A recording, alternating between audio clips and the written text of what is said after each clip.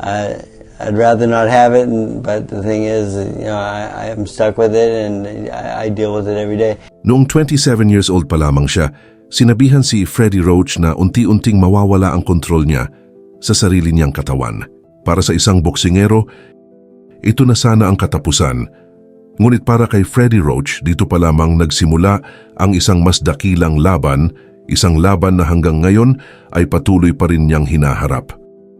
Si Freddie Roach ay isinilang at lumaki sa Dedham, Massachusetts, sa isang pamilya na umiikot sa boxing.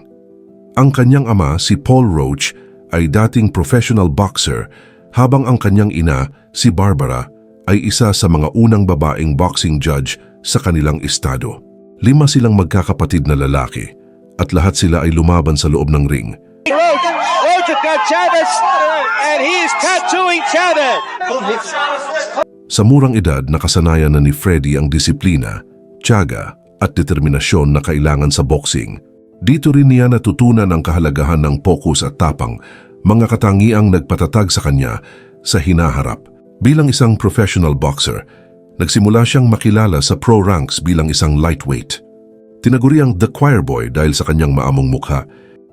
Kilala si Roach sa loob ng ring bilang matapang, agresibo at may malalim na pag-unawa sa taktika ng laban.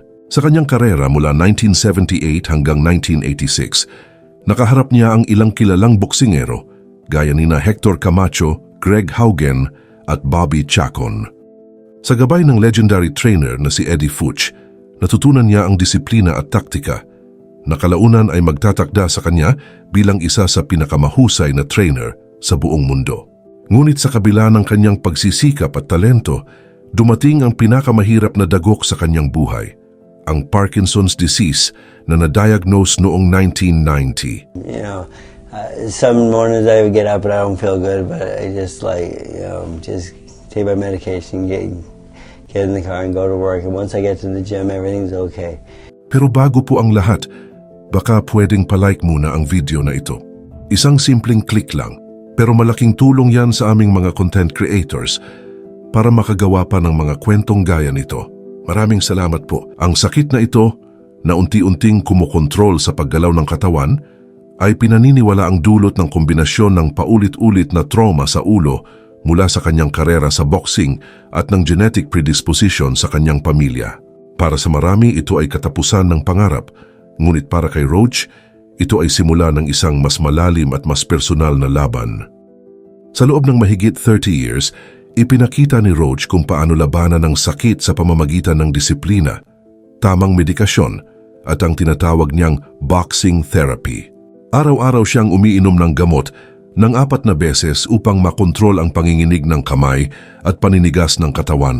Sa gym, ang paghawak ng mitts at pakikipagsabayan sa bilis ng mga boksingero ay hindi lamang ehersisyo para sa katawan, kundi isang paraan para panatilihing aktibo ang kanyang utak at nervous system. Kahit sa mga araw na mahirap maglakad o magsalita, patuloy siyang nagtatrabaho sa Wildcard Boxing Club sa Hollywood, California, gym na itinatag niya noong 1995 at naging tahanan ng kanyang karera bilang trainer. Dito rin niya nakilala ang isa sa pinakamahalagang tao sa kanyang buhay, si Manny Pacquiao. Noong 2001, pumasok si Pacquiao sa kanyang gym bilang isang batang boksingero. Sa ilalim ng gabay ni Roach, nahubog si Manny mula sa isang one-handed fighter patungo sa isang magaling na boxer. Tinuruan niya si Manny na gamitin ang kanyang kanang kamay, ayusin ang footwork at maging mas matalino sa ring. Ang disiplina at estratehiya na itinuro ni Freddie ang naging pundasyon ng tagumpay ni Manny sa buong mundo. Manny Pacquiao changed my life. I told him until my last year of my career, I will not change you as a trainer. I love Freddie Roach. He's looking for my future, good future, not bad. I trust him. He's like my father. He's like my kid to me. He's like my son. Sa paglipas ng panahon, ang kanilang relasyon ay higit pa sa coach at estudyante. Para na silang mag-ama o magkapatid, ang kanilang samahan ay umabot ng mahigit 20 taon.